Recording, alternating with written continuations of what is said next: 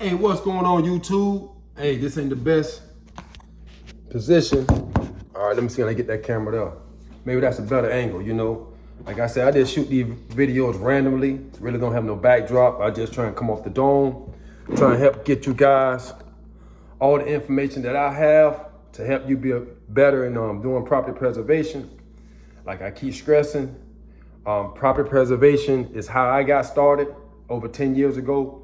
I was very successful in it. Like I say, at one point I was making about $300,000 a year alone just with property preservation. A lot of people ask me, can you really make money? And is it a good business to start? Well, I'm gonna say yes. I did very well. It helped me build my company as it stands today. So without property preservation, I wouldn't be here in the position that I am today. It taught me so much. It taught me about inspecting properties. It taught me about QA inspections, quality control, managing a crew, figuring out how to get jobs done when you don't know how to get it done. So property preservation taught me a lot. You got 3 or 4 aspects of property preservation where you can make money. The first one is initial services. That's what they call them, initial services. That's when you go out to the property, you take your initial inspection of the property, you take all your photos, all your before photos. This is where all your before photos are going to come in at. So make sure you take proper pictures to illustrate or document what you are charging for. Now, a lot of these companies, a lot of these field service companies, they have what they call the flat rate. A flat rate is a rate that they figure for the least amount of work possible. So you say you go to a house and the yard is kind of already done. It's not in bad shape. The inside of the house really have very little debris. Let's say anything under 20 cubic yards, because with Cyprex, they require the first 20 yards of debris to be included in their flat rate. And at the time when I started, the flat rate was around about $450. So they'll pay you $450 to go out there and cut a yard, trim the hedges, remove any debris, and clean the inside of the house. So that's the exterior, debris removal, and the cleaning aspect of it. And any light bulbs and safety is for the fire detectors that you have to install. So that's their flat rate. Now, anything other than a flat rate, you have to bid for. So let's say, for instance, you go to a property and the grass is 2.5, 3 feet tall. The hedges are out of control. Vines are all over the place. Weeds are all over the place. Leaves are all over the place. A lot of trees that's low hanging down, touching the property, touching the roof. That's your initial lawn photos, okay? Let's say the roof and gutter, because that's part of the initial service too. You get paid for the roof and gutter to blow the roof off and blow the gutter off. Let's say the roof is full of leaves and the gutter is full of leaves, all right? Let's say it's a lot of tree branches that is touching the roof, touching the structure. That's a safety issue. That can cause damage to the structure. That's extra. Let's say you go there and it's more than 20 yards of debris. Say you go there and you take photos and you estimate that it's 60 cubic yards of debris. So you got your 20 plus another 40. That's how they're gonna look at it. Now with your photos, you could probably take the photos so good that the 60 yards look like 80 yards. So then you can tell them, hey, instead of 60, you said, hey, it's 80 cubic yards of debris that you see there. What they're gonna do is try and get it down to a number that's reasonable for them. So when you bid, always bid more than what you really want. Don't get too far out the way because they'll give it to somebody else. Just bid a little bit more than what you really want, so when they come down, you're really where you want to be at. This the game. I'm giving you some game that a lot of people ain't gonna tell you. So if I go to a property and I'm trying to get, let's say I'm trying to get $4,000 to do this whole job, and I figure it's gonna take me 2 days, so that's like $2,000 a day. I'm gonna try and bid for $5,500 or $5,000. Because what they're gonna do, they're gonna take off some debris. They're gonna say, well, we don't see 80 yards of debris, we see 65. we don't want this done. Could you do this? And they're going to beat that price down. Also, say you go in the house and the appliances are trash. The kitchen is destroyed. I mean, just say you got roach feces, rat feces, dog hair, carpet that is soiled from animals, and the walls are all dirty. People been smoking in the house for years, so the walls are kind of yellowish looking, dust this thick, and let's say they got old dirty mattresses, clothes. It's just the house is just tore up. This is where you're going to come in with the extra cleaning bid. You're going to get your initial cleaning service, your flat rate for the cleaning, but then you're going to stack on a couple of $100, maybe even $1,000 for extra cleaning. This is how your cleaning crew, if you have to hire a cleaning crew or you establish your own cleaning crew, this is how they are going to make money. So your flat rate normally for cleaning is about $250. So you say if you got a cleaning crew of 2 people. Say you got 2 people that clean and you paying them, let's say $100 a day, whatever. $100 to clean the house. That's a decent amount of money to clean the house.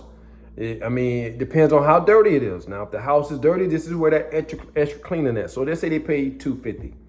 $250, you probably can get it done with 1 person. But that means the house is in very, very, it's not that bad. But let's say you go in there and you want to get an extra $1,000 for cleaning. Instead, it get you down to an extra $800. Well, you have your $800 plus the $250 they was going to give you. Now you're at $1,050. You see? You have $1,050 to work with the cleaning now. Now you have a little room. Now you can tell your cleaning crew, hey, check this out. I'm going to pay you $500 to clean this property. Or I'm going to pay you $600 to clean this property. Or even I can pay you $700 to clean this house for me. I just want to make sure it's spick and span and I pass inspection. You still make an extra $350 off of that. You see, just by making sure you coming in and inspecting, that's where your job come in at. You the company owner, the business owner. You have to come in and check behind your cleaning crew and make sure the job is done right. All right? Now, you have the initial lawn, the initial debris removal. You have your roof and gutter package. You have your mulch package. Most of the companies want a mulch package, which they give you about $200 for a mulch package. Now, if it's over 2 cubic yards of mulch, then you get to add on a little bit more. You have to take the measurement showing them, hey, this property is going to take about 7-8 yards of mulch. Now you get to add more on to your mulch package. Let's say I have a few broken windows. Here's more money to be made. One time we did a job and it was like 10 windows that was broke and they were charging $50 a window to repair them. And the window was only like a small 10 by 12, but they charged $50 each. They were paying $50 each window. So you got 10 of them broke, you do the math, all right? So sometimes these jobs can get real large. You can get up on the $5,000 to $6,000 depending on the property. Sometimes you may only walk away with the flat rate. It all depends about the condition of the property. Now, as I keep explaining, you can start a property preservation company by contacting a field service company like Cyprex Services, like Safeguard. And if you hit Google for field service companies or realty companies, field service company or property preservation companies, Google should give you a listing. And you just call them and ask them what their rates is, fill out their vendor application. That's really all it takes. But yourself, you can start your own property preservation company by riding around your city and your community, and you notice that houses are abandoned. You notice that the grass is overgrown, the hedges are overgrown. It may even have a lock box on the door. That's an indicator. And you contact the people, contact the real estate agent, contact the bank, figure out who the owner is, and let them know, hey, I have a property preservation company. Hey, I can take care of your property until you decide what you want to do with it. If you want to put it back on the market, that's what banks want to do. They want to put them back on the market.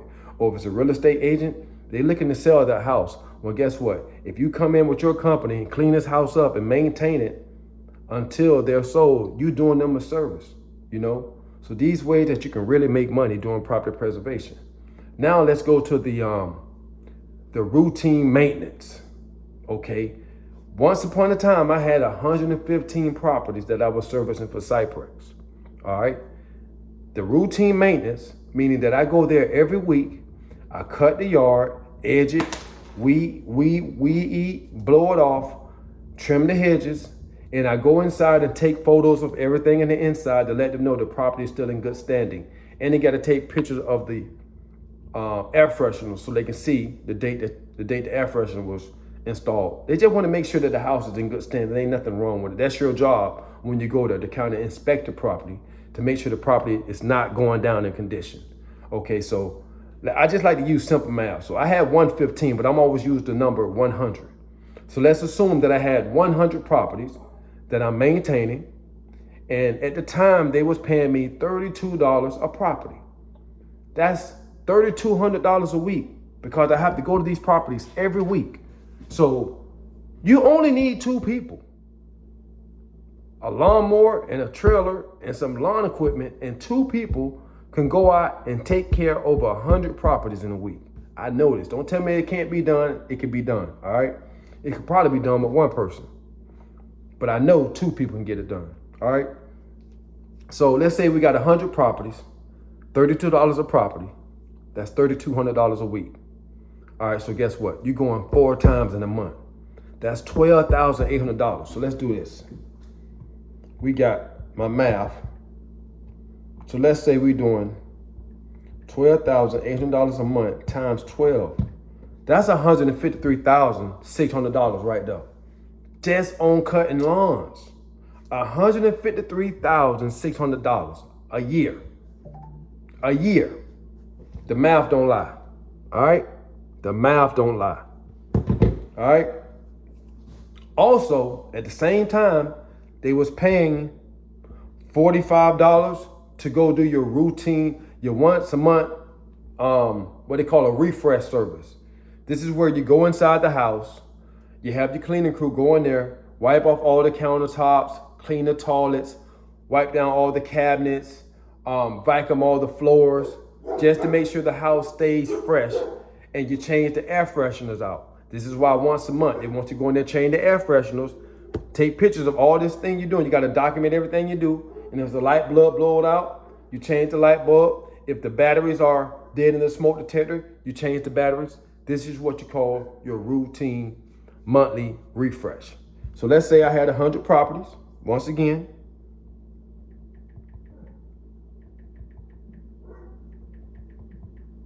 hold on. So we got $45 they were paying at the time times 100. That's extra $4,500 a month. All right, times 12.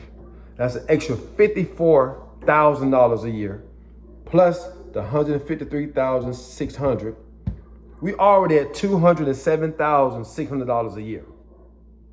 $270,600 a year. That if you can get your numbers up to 100 properties. All right, this is just through maintenance. This is just maintenance. You're just going out every week, cutting the properties, and once a month cleaning the properties. This is what type of money was being made with property preservation. $207,600 a year. This don't include your initial services that you're steady doing to get up to the 100. Because at the time when we was doing it, every house that we cleaned fell up under us for maintenance. So if I clean this house, I'm gonna have to maintain this house until they sell this house. They may don't sell this house for 2 years, 3 years down the road. All right. So my initial services that I'm doing, along with this other money that I'm getting for maintenance, you well over $300,000 a year, man. Well over, sometimes $400,000 a year just from property preservation. It can be done, you know? So I'm just letting you know, you guys, yes, you can make money doing property preservation, a lot of money. You know, it can be made. So I'm just letting you guys know, you can do the math yourself. But like I say, contact these companies, contact these field service companies, contact your local banks, contact these realtors, get in contact with them. Let them know you have a property preservation company and you would like to service their property. You can keep it up until they decide what they want to do with it. You know, everybody knows, everybody's hearing that the housing market is going down. So it's going to be a lot of houses that are vacant. And if you see some vacant, contact the owner, contact these field service companies, contact the banks, and get in the game, man. Make it happen or you capping.